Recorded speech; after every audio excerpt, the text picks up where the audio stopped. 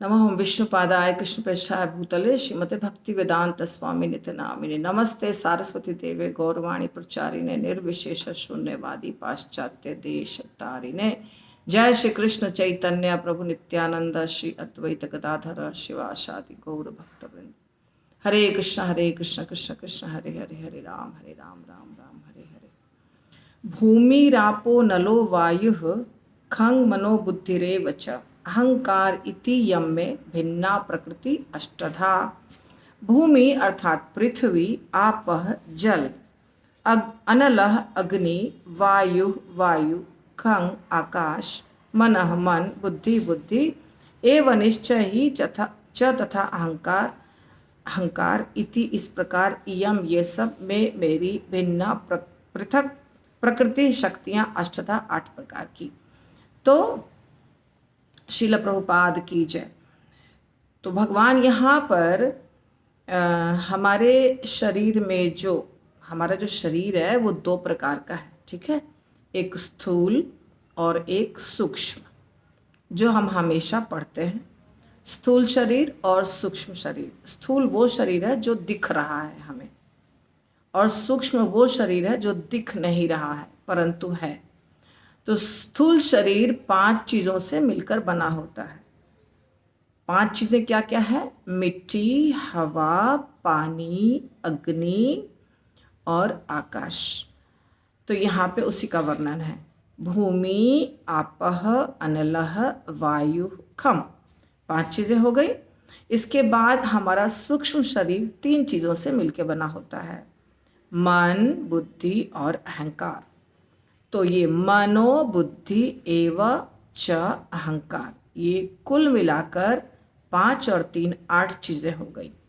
तो ये जो 8 चीज़ें हैं उनसे हमारा शरीर बना है, ठीक है। स्थूल शरीर और सूक्ष्म शरीर। स्थूल शरीर सबको दिखाई देता है, पर सूक्ष्म शरीर अनुभव करने पर पता चलता है, इसलिए उसे सूक्ष्म कहा जाता है, क्योंकि उसे आँखों से देख नहीं सकते। पर हमारे पास मन होता है, ये सबको पता है। हमारे पास बुद्धि होती है, ये भी सबको पता है। और हमारे पास अहंकार भी होता है। अहंकार, तो अहंकार का बहुत अलग अलग मतलब है, पर श्रील प्रभुपाद जो बताते हैं हम लोग को वो ये कि हम अपने आप को स्वामी मानते हैं, हम अपने आप को शरीर मानते हैं, हम अपने आप को भगवान का दास नहीं मानते हैं। ये है मिथ्या अहंकार। तो इस प्रकार ये 3 और 5 8 चीज़ें हैं जिनसे मिलाकर के हमारा शरीर बना हुआ है। और भगवान क्या बता रहे हैं कि ये जो 8 चीज़ें हैं ये मेरी ही एक प्रकार की शक्ति है, जिसका क्या नाम है? अपरा, अपरा शक्ति। अब इसको यहाँ पे प्रकृति बताया गया है। ऑफ कोर्स प्रकृति यानी शक्ति, प्रभुपाद मीनिंग बताते हैं शक्ति। भगवान की अनेकों प्रकार की शक्तियाँ होती हैं, जिसमें 2 शक्ति है प्रमुख, एक अपरा और एक परा। परा शक्ति वो है जिससे आध्यात्मिक जगत का निर्माण होता है, और अपरा शक्ति वो है जिससे भौतिक जगत का निर्माण होता है। तो यहाँ 8 चीज़ों में आत्मा की चर्चा नहीं हुई है। आप देखिए, ये 8 चीज़ें जो हैं ये सिर्फ हमारा शरीर है, 8 चीज़ों से मिलकर बना हुआ। तो ये जो शरीर है ये कंप्लीटली भगवान की अपरा शक्ति से बनी हुई है। पूरा शरीर अपरा शक्ति से बना हुआ है। इन्फीरियर एनर्जी, भगवान की इन्फीरियर एनर्जी, सुपीरियर एनर्जी नहीं। सुपीरियर एनर्जी आत्मा है, और आत्मा से यानी कि उससे संबंधित जितनी चीज़ें होती है वो सब सुपीरियर एनर्जी कहलाती है। चाहे वो भगवान हो, चाहे वो भगवान के बहुत प्रकार के जो अंश होते हैं, अंश, कला इत्यादि इत्यादि, जिनका शरीर आध्यात्मिक होता है कंप्लीटली, सारे विष्णु तत्व, तो वो सब भगवान की पराशक्ति से बने हुए हैं। और जितने वैकुंठ धाम है, गोलोक धाम है, सब भगवान की पराशक्ति से बने हुए हैं। तो भगवान पराशक्ति की चर्चा किए हैं, और यहाँ पे कह रहे हैं भगवान कि ये जो 8 प्रकार की शक्तियाँ हैं ये मेरी अपरा शक्ति है। ये हमको याद रखना है। परा और अपरा, यहाँ पर सिर्फ अपरा शक्ति की चर्चा हुई है।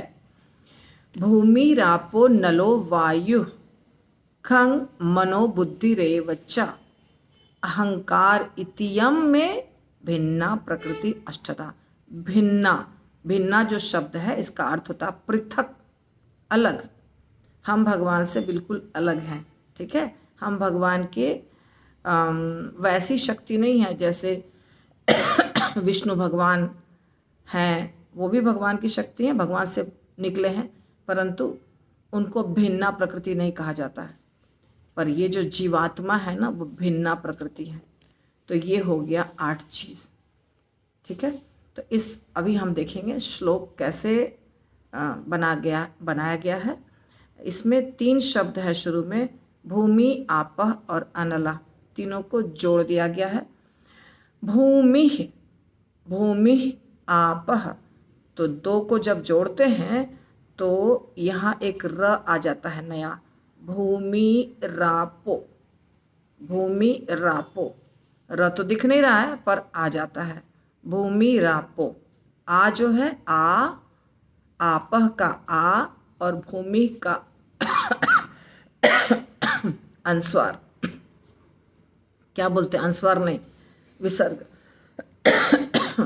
दोनों मिलकर के भूमि रापो हो गया।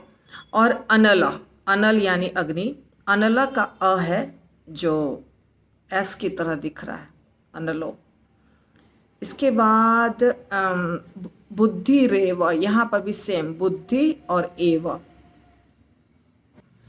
बुद्धि, बुद्धि और एव, फिर वहाँ पे र आ जाता है, बुद्धि रेव। और इति यम, 2 शब्द मिलकर के इति यम हो जाता है। और प्रकृति, प्रकृति अष्टधा, प्रकृति अष्टधा, तो वहाँ पे भी प्रकृति और अष्टधा के बीच में दोनों को जोड़ते हैं तो र आ जाता है, तो प्रकृति अष्टधा बन जाता है, ठीक है। तो इस प्रकार यहाँ संस्कृत के संधि के कारण, संस्कृत के का जो नियम है उसके कारण आप देखेंगे कई जगह पर र नहीं था पर र आ गया है। बस समझने के लिए बता दिया मैंने, वैसे तो इसको याद ही करना पड़ेगा शब्दों को जब हम श्लोका कंठस्थ करेंगे। तो भूमिरापो नलो वायु खं मनो बुद्धिरेव च अहंकार इति यम में भिन्ना प्रकृतिर अष्टधा। भूमि भूमिरापो नलो वायु खं मनो बुद्धिरेव च अहंकार इति यम में भिन्ना प्रकृतिर अष्टधा। और इसके बाद हम सीखेंगे बोलना, ठीक है।